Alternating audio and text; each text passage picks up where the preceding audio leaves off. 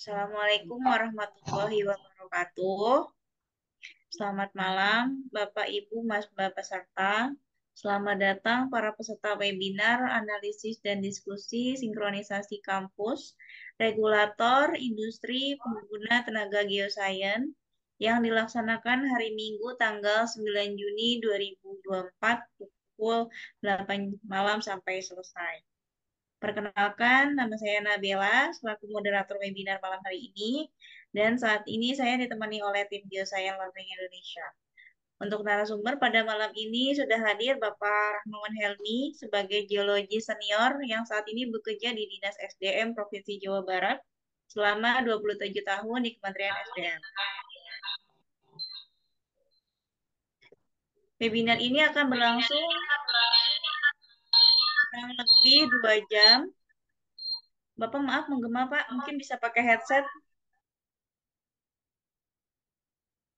Dan akan lebih banyak diskusi serta interaksi pembicara dengan narasumber. Webinar ini mengenai mau di mana sih kita akan bekerja setelah lulus dari Fresh Graduate Geoscience, seperti apa sih problematika dari industri itu. Seperti yang kita tahu, banyak sekali jurusan dari geoscience ini. Ada lulusan dari geotermal, geofisika, geologi, teknik lingkungan, perminyakan, oceanografi, dan lain-lain. Baik, setelah ini saya akan membacakan role dari webinar, yaitu peserta Meet Voice selama webinar berlangsung. Dan jika ada pertanyaan, mohon raise hand dan menyalakan kamera terlebih dahulu, atau ditulis di kolom komentar Q&A. Narasumber menyelesaikan presentasi terlebih dahulu, lalu diadakan sesi tanya-jawab. Mari kita sapa terlebih dahulu narasumber malam ini. Malam, Pak. Apakah bisa mendengar Selamat saya? malam. Ya, Ya, baik, terima kasih untuk mempersingkat waktu. Dipersilakan kepada Pak Helmi untuk memberikan presentasi. Silakan, Pak. nama saya Rahmawan Helmi. Saya anggota IAGI dengan nomor 3541. Pendidikan S1 saya adalah di Geologi Unpad tahun 1989. Kemudian magister saya di ITB angkatan 2011. Eh, di swasta saya sempat menjadi montlager di Elnosa, kemudian di Kamojang 65 pernah jadi montlager juga, dan Wellsite. PNS itu mulai dari 97 hingga sekarang. Nah, status sekarang saya di Pemprov Jabar, Dinas SDM Provinsi Jawa Barat.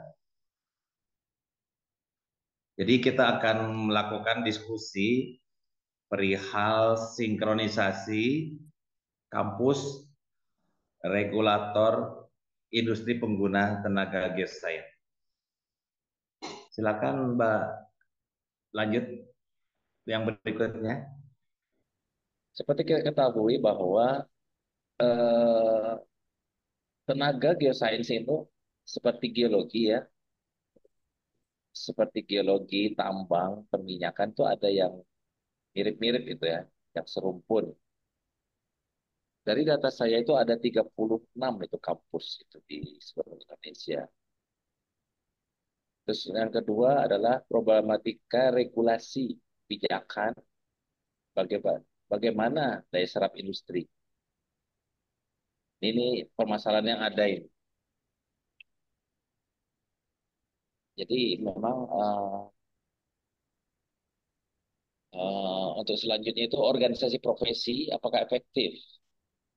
Organisasi profesi ini seperti IAGI, HAGI, Perhapi ya. Kemudian untuk yang perminyakan IATMI, geotermal itu INAGA, apakah efektif untuk menjembatani tenaga kerja dan daya serap industri? Kemudian yang keempat adalah kendala dan alternatif solusi, dan kelima solusi jangka pendek dan jangka panjang. Berikut Mbak. Oke, jadi ada tiga pihak yang harus dicermati di sini ya, yaitu regulator, kampus, dan industri. Tiga pihak ini masing-masing mempunyai eh, interest terhadap ya kalau kita sebut dengan kalau regulator itu pemerintah yang mengatur kebijakan, sementara untuk kampus itu yang mengatur manusianya, mendidik manusianya dari yang tidak tahu menjadi tahu, dari yang tidak profesional menjadi profesional dan dilatih, dididik. Industri adalah sistem yang menggunakan eh, jasa dari sumber daya manusia itu sendiri. Nah, ini kalau kita lihat ini, di sini ada pengampu kebijakan atau regulator dan yang terlibat di dalamnya. Di rumpun geologi atau geosains itu setidaknya ada 5 ya sub sektornya itu. Pertama migas, kemudian minerba, kemudian air tanah, panas bumi, dan hazard. Hazard ini kan ada yang kebencanaan, kebencanaan pecah lagi tuh dari vulkanologi, tsunami, dan mungkin banjir di situ ada di sana di hazard. Nah, untuk yang di sumber daya migas, pengampu kebijakannya itu SKK Migas. Saya juga nggak ngerti nih kenapa kok bisa beda sendiri. Seharusnya kan ini ada di Badan Geologi. Ya, itu persoalan lain ya. Tapi ya kita bahas lebih dalam. Kemudian sumber daya minerba. Ini Direktorat Minerba nih yang Supomo 10 yang selalu rame ini. Termasuk yang kemarin di Belitung. Kemudian kriminalisasi Pak Sugeng sama Pak Ridwan Jamaluddin. Nah, sumber daya air tanah itu ada di Badan Geologi dan Kimrum, pemukiman dan perumahan.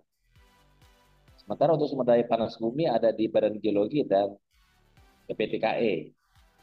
Jadi Badan Geologi menyediakan data, EPTKE itu yang melelang BKP panas bumi. Nah, yang hazard ini ada di BMKG, ada di BNPB, dan wilayah lain yang memang berhubungan. Dan badan geologi seperti vulkanologi dan mitigasi bencana. Untuk yang operatornya, uh, untuk migas tuh Pertamina. Nah, di situ ada peluang di situ, peluang kerja ibaratnya ya, tenaga geosains. Geosains ini tidak hanya geologi aja, di situ ada geokimia, ada geofisika ya. Jadi itu uh, peluang-peluang tempat bekerja. Kemudian untuk yang minerba, sama seperti yang tadi, biasanya itu PMA ya, atau BUMN, BUMD. Dan yang terakhir ada regulasi yang baru itu Ormas. Katanya minerba boleh menambang batu bara. Nah ya itu karena ternyata regulasi pun dinamis ya. Ada Ormas. Kemudian sumber daya air tanah. Sumber daya air tanah ini pengelolanya P, Badan Geologi, PAT, GTL. Nah, kebetulan nih sepertinya yang dibahas nih ya pengeboran air tanah, pemanfaatan air tanah. Untuk yang sumber daya panas bumi, biasanya itu ada di apa, pelaku operatornya itu PMA, BUMN, dan BUMD. Kalau Ormas mungkin belum sanggup ya, karena mahal sekali ongkos. Nanti kita bahas di slide berikut. Nah, izin usaha pertambangan terkini yaitu semenjak dilahirkannya Undang-Undang Cipta Kerja, ini terjadi penyesuaian-penyesuaian ya, walaupun nggak mau disebut tabrakan-tabrakan, penyesuaian-penyesuaian di mana izin-izin ini menjadi sebenarnya ya harus menyesuaikan begitu.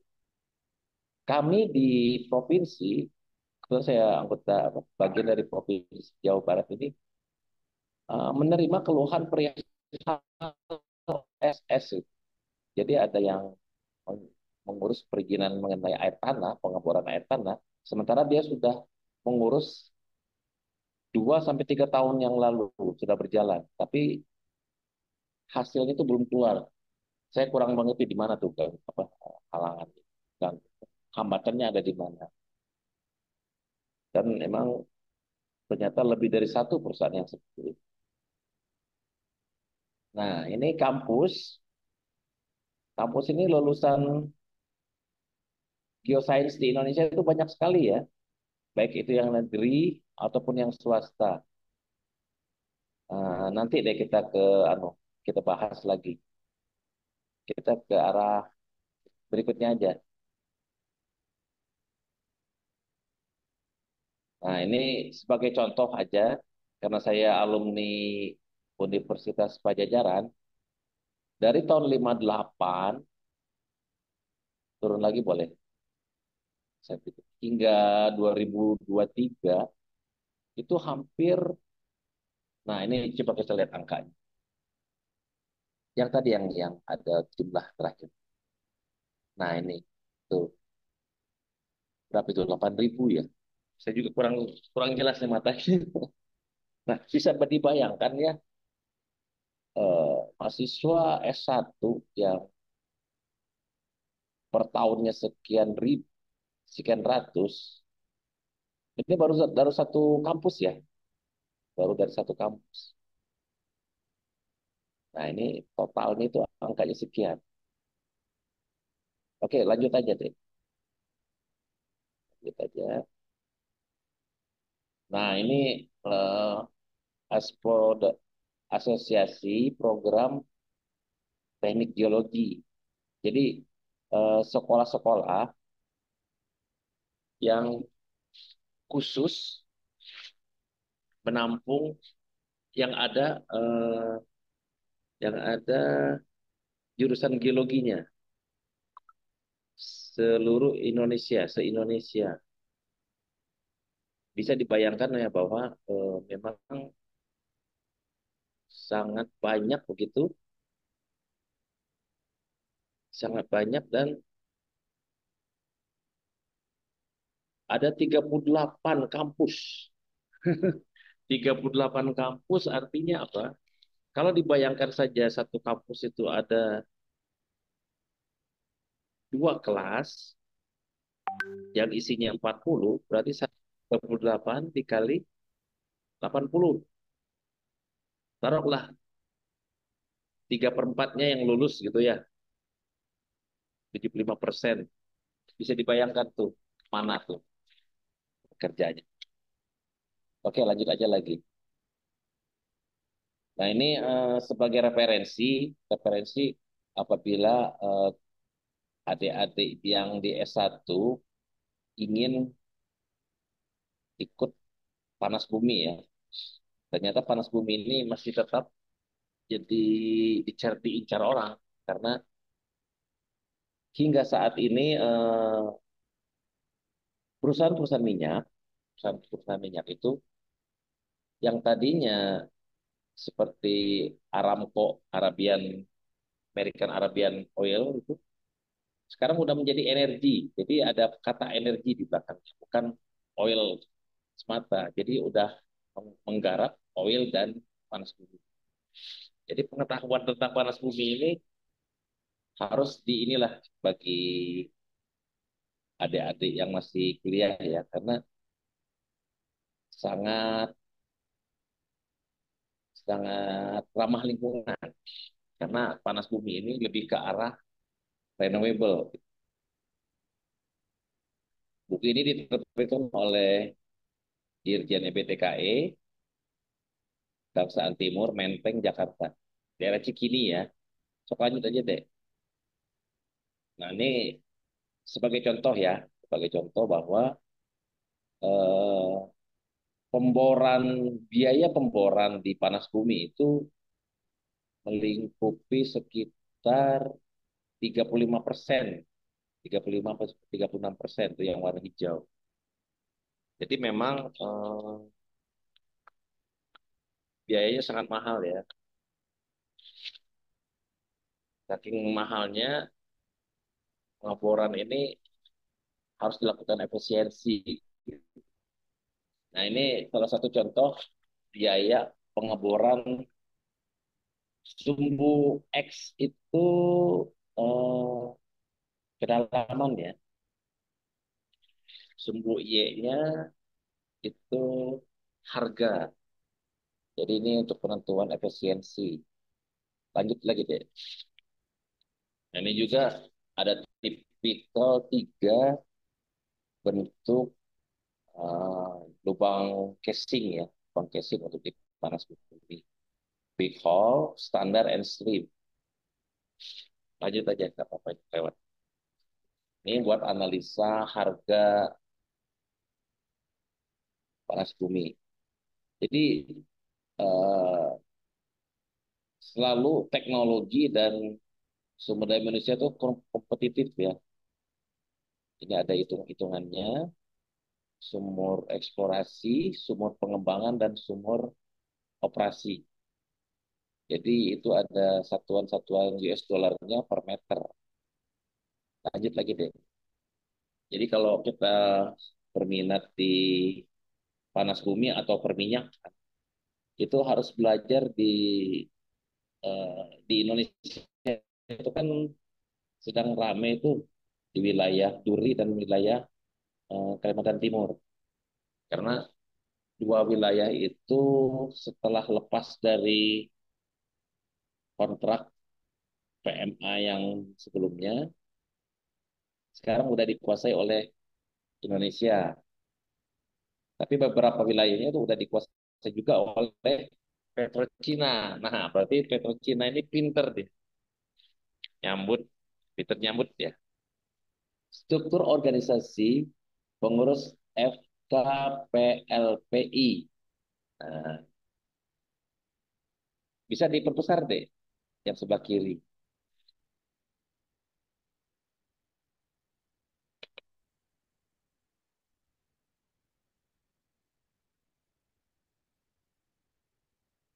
Nah, itu kalau kita perhatikan itu dari kampus-kampusnya ketahuan itu. Nah, itu Minerba Batubara, kemudian ITB, IPB, IPB. Ini kenapa saya kurang mengerti kok ada orang IPB di sini. Sepertinya ini urusan AMDAL. Kemudian ITB lagi, orang-orangnya ini orang-orang kayaknya dosen nanti. Nah, direktur jenderalnya apa? Grupnya ini ada dewan pembina, dewan pengawas.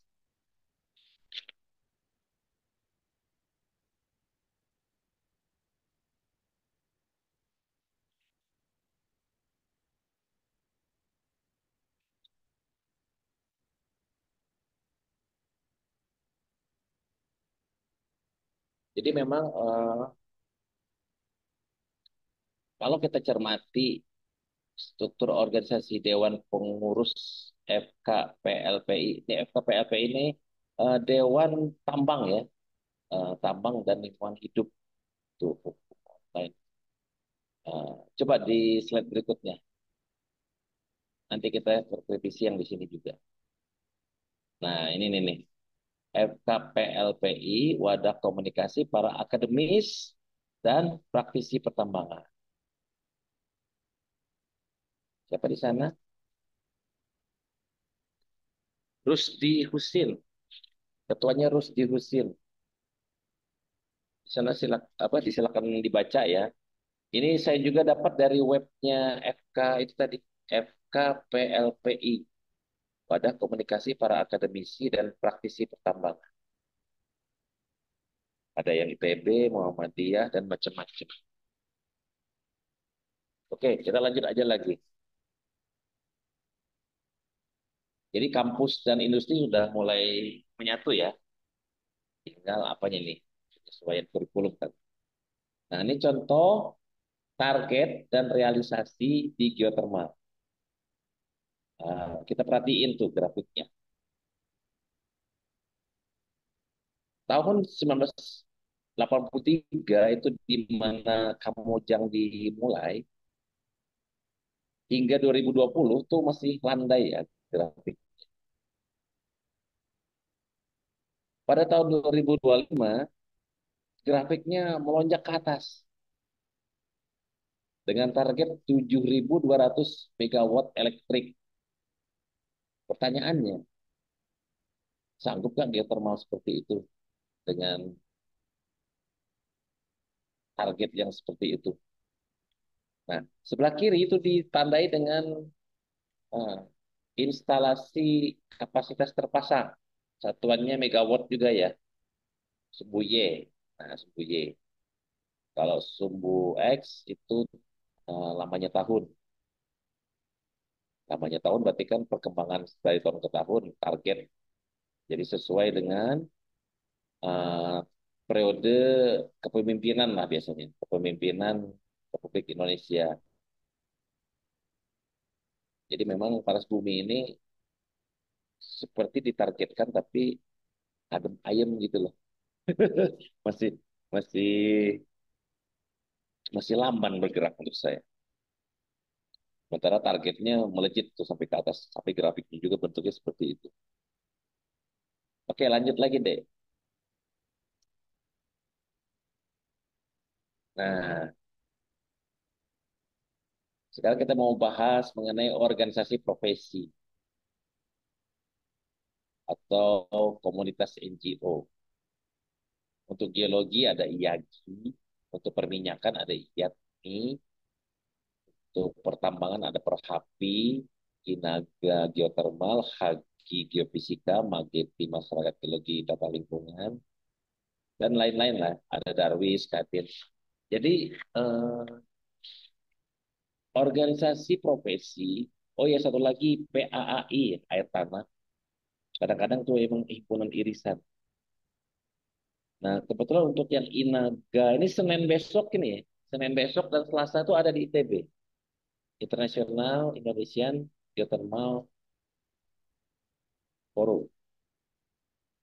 Jadi di ITB Aula Timur, kalau ada yang teman-teman yang pengen bisa daftar langsung aja on spot aja ke show hari Senin dan Selasa di IGC,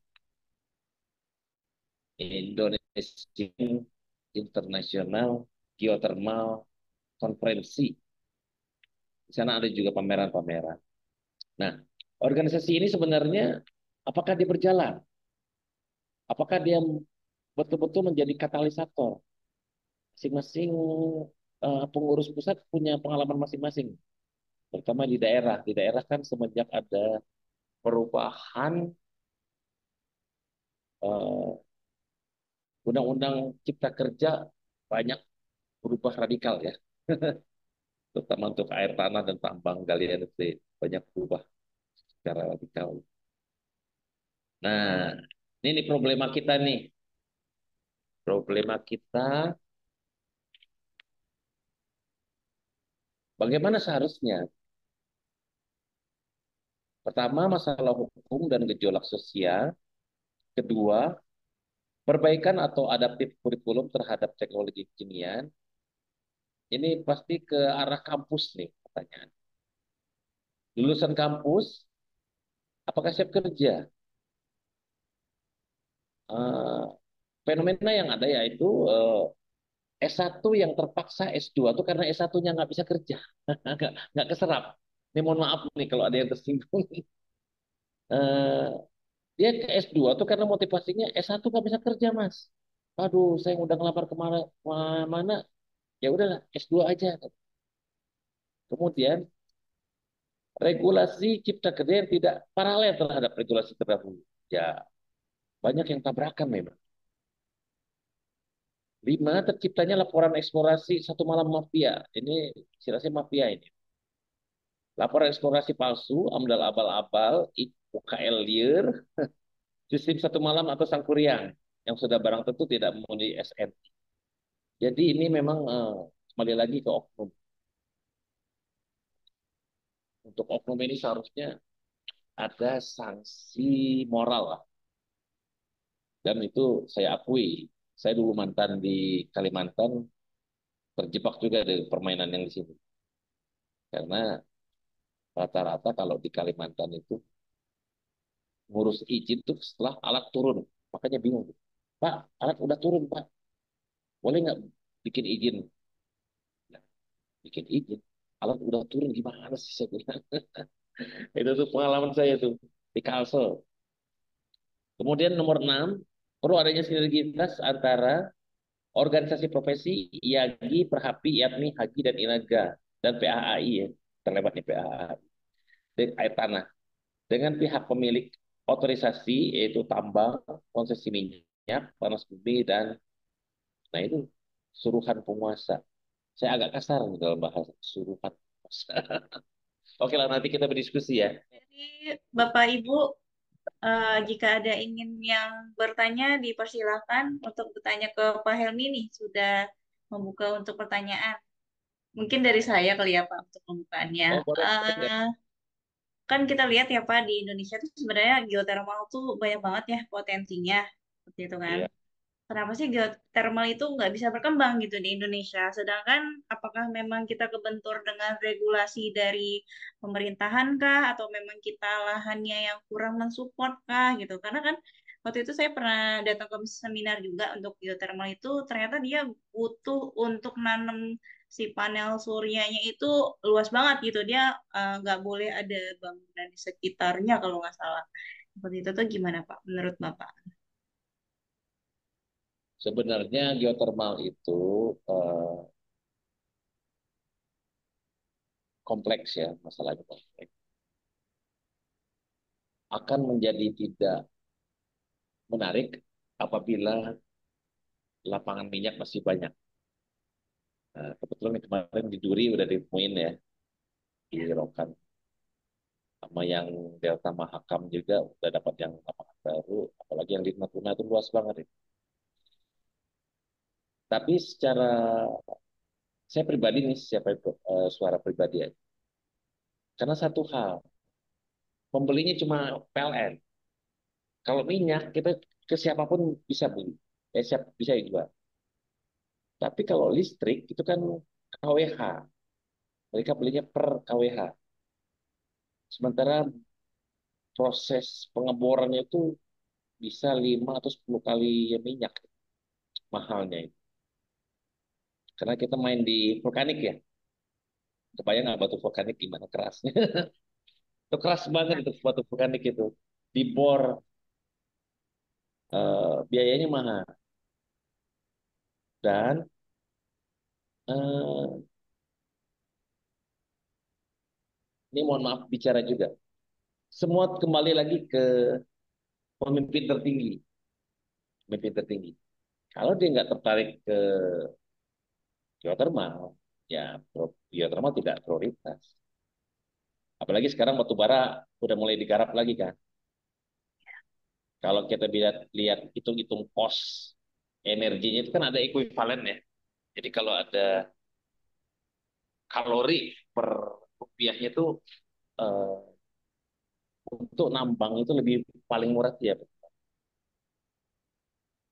Sepanjang batu bara masih bisa ditambang dan laku di geothermal itu akan susah bergerak.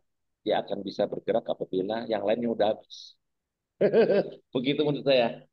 Kemudian satu lagi, semua wilayah geothermal itu wilayah hutan lindung. Di punggungan kan? Di punggungan dia. Ini kebetulan di belakang saya ada peta ini, Geothermal. peta WKP. Nah, semuanya pasti di kayak di Sumatera tuh semua punggungan Bukit Barisan. Dan itu sebenarnya hutan lindung. Nah, proses perubahan alih fungsi dari hutan konservasi ke wilayah yang agak susah, bisa 2 tahun, bisa 4 tahun. Jadi dianggap terlalu jelimet berurusan berurusan geothermal. Makanya jangan heran ternyata pengusaha dari geothermal itu juga berusaha di HPH. berarti Star Energy ya, Projo Panas itu ya. Dia mantan, bukan mantan, masih masih pengusaha untuk KPH Hutan. Jadi pertama harga KWH, kedua pertama itu monopoli PLN, kedua hutan lindung, ketiga yaitu perbedaan antara, bukan perbedaan ya, masih ada kompetitor energi yang lain, masih ada kompetitor energi yang lain. Eh, ada iklim yang berbeda Indonesia dengan Filipina. Di Filipina itu eh, cenderung masyarakatnya itu welcome terhadap investor panas bumi. Kalau Indonesia enggak, investor panas bumi dipalak, dipremanin, jadi orang males berurusan kayak gitu. Nah, akhirnya bawa polisi lah. Tapi agak susah di Indonesia ini. Kenapa ya? Ya harus dicerdaskan lagi itu. Seperti kita main di itu kan ditanya, Pak ini bakal mirip Lapindo nggak katanya? Ya enggak. Lapindo tuh ya di lumpur laut itu. Kalau geotermal uap, mainnya main uap. Nah, perilaku uap ini kan agak susah.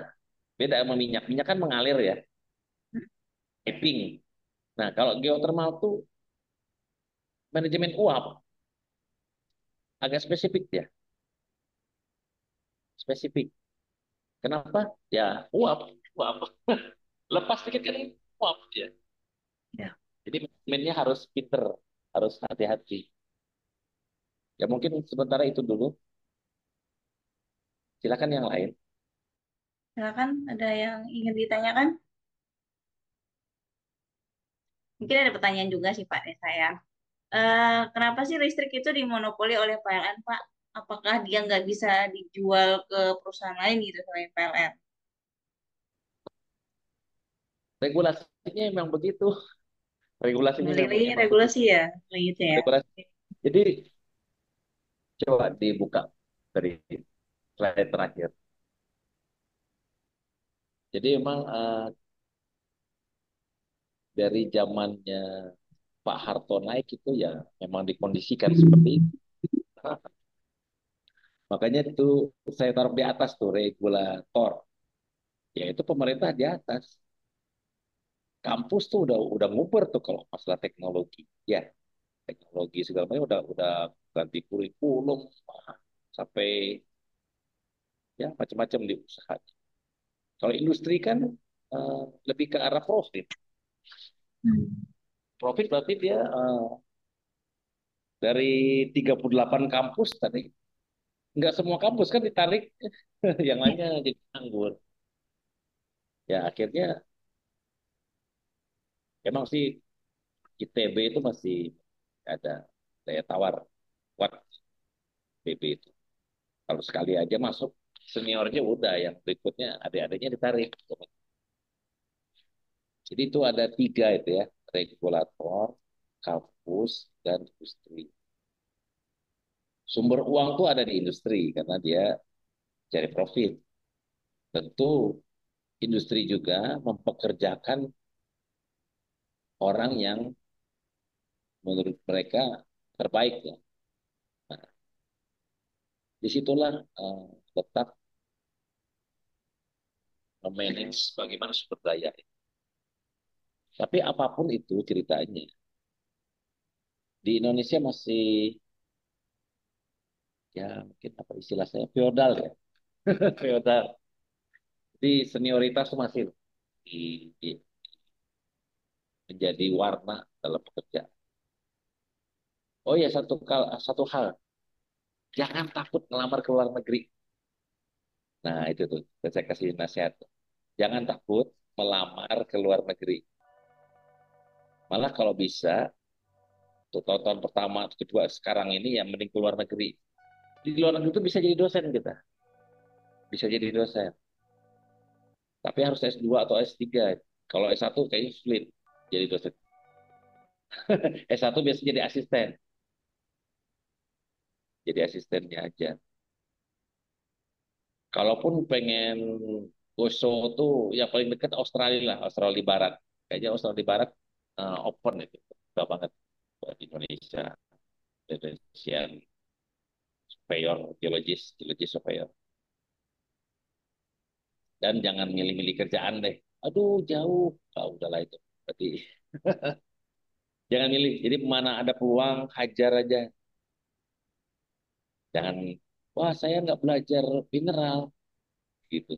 Kan suka ada kayak gitu ya, mantar. Taunya peluangnya ada di mineral semua. Mineralogi dapat C gimana nih? Saya anu ya. eh di industri itu dia biasanya lebih ke arah motivasi. Dia dimotivasi untuk bekerja. Karena eh, tiap detik itu kita belajar, tiap detik kita belajar. Bukan berarti kalau IPK kecil lalu kita minder, jangan. Atau kebanyakan geologis itu nggak suka mineralogi ya. Saya juga heran kenapa gitu. Padahal kuncinya tuh di sana. Kayak Mbak Nadila ini saya tahu nih, dia senang petrofisik karena nggak suka mineral dia. Saya ngaku, Pak. Ya. Karena Bisa jadi, warnanya hampir mirip sih, Pak. bisa jadi dulu. Asdod itu kejam kali ya. Tidak sih, makanya dia, aduh, asdosnya nyebelin amat ya. Ya udah ke minyak aja. Karena dalam bayangan minyak itu kan petrodolar. Ternyata nggak seperti yang dibayang. Emang pekerjaan itu, oh ya satu lagi. Di ITB, angkatan saya itu 2011, yang geologi itu cuma tiga. Semuanya kan ada 15. Sisanya tuh campur. Ada oceanografi, ada kimia murni, ada matematika murni. Kacau. Tapi itulah kenapa S2 ITB itu sebenarnya S1 yang nganggur. Jadi sebenarnya pengangguran di Bandung tuh parah loh sebenarnya. Jadi jangan jangan berkecil hati. Bikin kayak gini, studi-studi, kayak kajian-kajian. Lama-lama kan nanti terbiasa dengan slide, nama-nama ilmu juga. Dari Ada para peserta ada yang ingin menambahkan? atau cerita-cerita deh Nggak pengalaman. apa-apa. Permisi, Pak Nabila. Ya silakan. Silakan. Baik, perkenalkan teman-teman. Nama saya Riko. Jadi saya backgroundnya itu engineer gitu ya, engineer teknik geodesi. Mungkin agak berbeda dengan geologi gitu ya. Nah, tapi menurut saya keresahannya, saya masih mahasiswa anyway gitu. Kemudian juga keresahan saya mungkin adalah mungkin gini sih Pak, saya pengen nanya sebenarnya perasaan tuh dulu waktu saya maba, dosen saya tuh misalkan kalau ngomongin mungkin apa GIS, misal GIS, misalkan kalau ngomongin GIS ya udah kita berbicara tentang cara pakai software pemetaan misal gitu ya. Tiba-tiba nih saya mau lulus seakan-akan tiba-tiba harus bisa HTML CSS gitu. Tiba-tiba ada Google Earth Engine yang dimana semuanya by coding gitu. Nah, eh, menurut saya itu apa ya, banjir teknologi yang sangat-sangat cepat gitu ya Pak. Nah, terus kemudian nyambung dengan tadi di PPT Bapak ada semacam lulusan S1 yang tidak siap kerja gitu ya. Dan kebetulan saya juga magang Pak gitu, magang di Jababeka kebetulan. Nah, kebetulan saya di Jababeka sebagai GIS engineer juga, dan saya juga ngerasain bahwa lah belajar lagi dari awal nih GIS-nya gitu. Gitu ya. Nah, eh, jadi saya berpikir bahwa oh meskipun saya mau lulus, ternyata saya masih harus ngejar ketertinggalan saya di bidang teknologi yang harus bikin web semacamnya, kemudian harus bikin aplikasi progresif berbasis IT solution gitu ya Pak. Nah, Iya.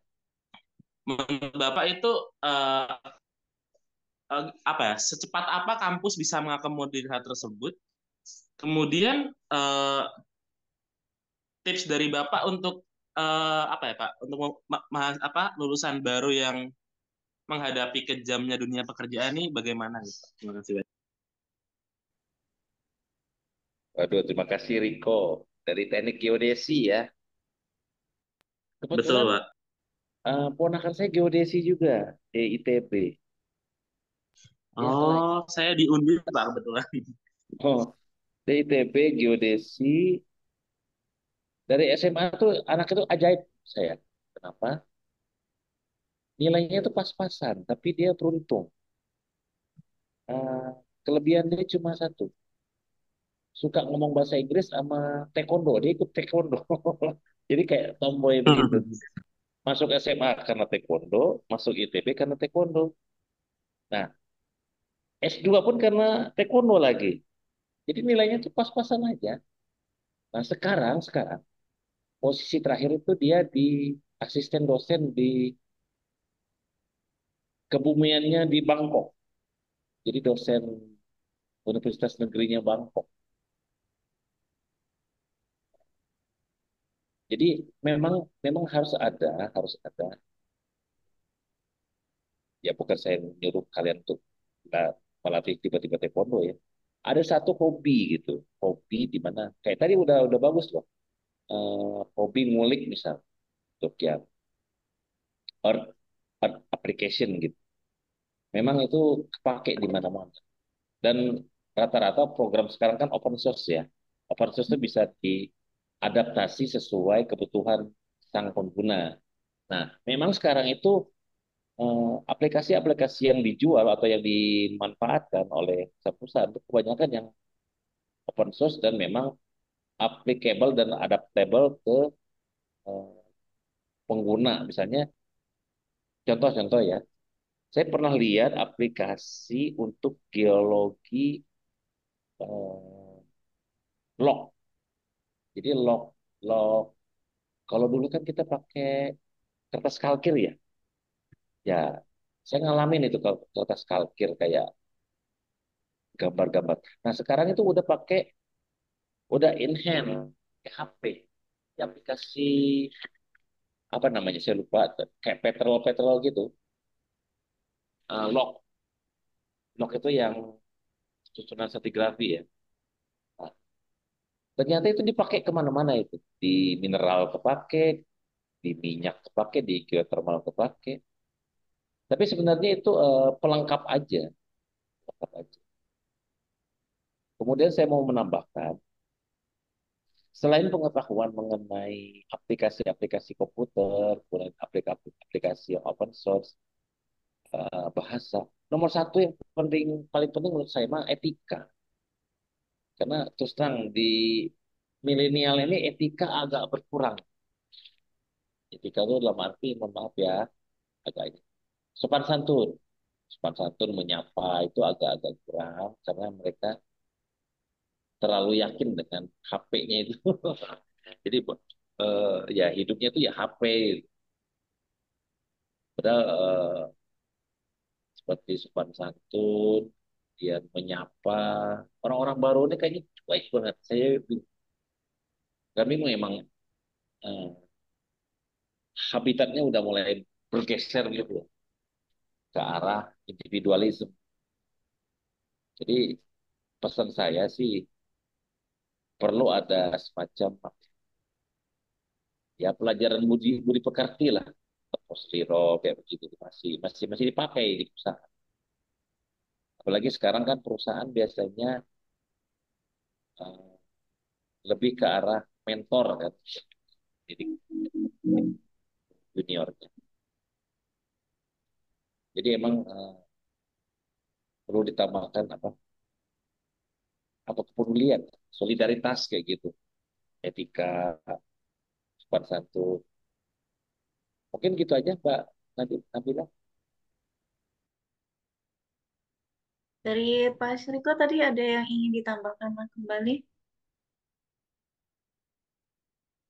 Eh, Mungkin ini sih Pak, kira-kira untuk apa ya istilahnya, untuk kampus gitu ya Pak. Kampus kan pemegang resource manusianya ini gitu ya. Eh, Ya, itu eh, menurut Bapak apakah sudah cukup kecap dengan industrinya gitu ya Pak? Atau bagaimana Pak? ya tergantung kampusnya. Yang saya tahu terakhir kan ada yang 3 mahasiswa tuh ke kantor saya dari ITERA. Kebetulan tiga-tiganya itu orang Tapanuli Utara itu, orang Batak semua. Nah, nama jurusannya itu teknik industri. Nama fakultasnya teknik industri, tapi jurusannya geofisika. Kenapa dia teknik industri? Jadi teknik industri itu karena dianggap penggunaan geofisika itu luas. Jadi ada perubahan dibanding ITB gitu. Dan saya tahu di ITERA itu di ITERA itu eh, dosen ITB yang masih muda itu, makanya dia bikin nafsu ini. Dan memang ITERA itu termasuk kampus yang adaptable kurikulumnya. Jadi gampang apa menyesuaikan dengan kebutuhan industri. Satu hal yang saya ingat, mereka punya mata kuliah geofisika urban. Nah, geofisika urban ini ada nilai koreksi untuk menghitung koreksi misalnya ya di geofisika urban. Jadi mengukur geolistrik atau ATMT dengan koreksi. Misalnya apakah ada pipa, apakah ada saluran telkom, apakah ada sumber. Jadi dia ada tambahan, mereka ada tambahan nilai koreksi. Menurut saya itu bagus karena tidak selamanya kita mengukur geofisika itu di tempat yang masih perawan. Kadang-kadang kita harus mengukurnya di perkotaan. Demikian Mbak Nabila. Baik, Boleh terima yang lain kasih. bertanya lagi? Sebenarnya kursus-kursus geologi itu ada nggak sih, Pak? Ada di Yagi, Yagi ada. Sertifikasi Kan ada gitu ya, Pak? S-nya. Mhm. Boleh dicoba Bapak Ibu kalau ada yang mau sertifikasi, bisa ke IAGI juga. Sertifikasi. Cuma sertifikasi ini eh, masih masih sektoral juga. Jadi ada misalnya dia geologi emas, logam. Seharusnya yang menilai dia yang orang logam lagi, jangan sampai orang lain yang air tanah misalnya. Kan itu nggak nyambung. Sama kayak dokter umum, terus ada yang dokter mata, yang nilainya dokter kandungan. Nah, lucu. Nggak nyambung. Spesialisnya beda-beda. Kalau tidak ada, mungkin Bapak Bella mau mengucapkan terima kasih atas sharing presentasinya. Udah berbagi pengalaman juga ke para peserta pada malam hari ini. Terus juga terima Ya, kasih untuk para peserta yang udah join malam ini, baik yang bertanya dan mendengarkan. Terima kasih juga dari awal sampai akhir sudah mengikuti. Mungkin akan saya tutup ya jika tidak ada lagi gitu. Kalau ada yang ingin bertanya juga di luar webinar ini juga dipersilakan. Terima kasih Bapak Ibu. Selamat malam. Jangan lupa untuk follow kami juga di website, di Instagram dan di YouTube kami. Assalamualaikum warahmatullahi wabarakatuh. Selamat malam. Dadah.